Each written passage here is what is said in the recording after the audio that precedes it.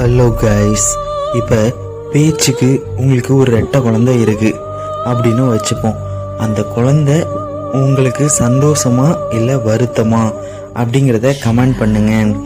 அந்த ரெட்டை குழந்தையும் பேயா மாறினா எப்படி இருக்கும்? அப்படி அன்புராஜ் வாழ்க்கையில் நடந்த த்ரில் கதையை தான் நாம் இன்னைக்கு பார்க்க போகிறோம்.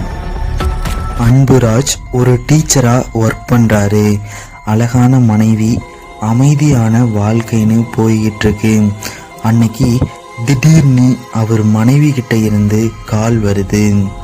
அதை கேட்ட உடனே அவசரமா வீட்டுக்கு போறாரு அன்புராஜ்.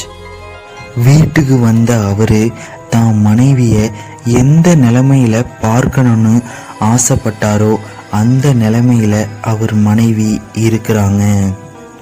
அது வேற ஒன்றும் இல்லை, அழகான வாழ்க்கை அப்படின்னு சொன்ன இல்லையா, அதுக்கு ஆதாரமா அவரோட மனைவி கருவுற்று இருக்கிறாங்க. நாட்கள் மாசங்கள்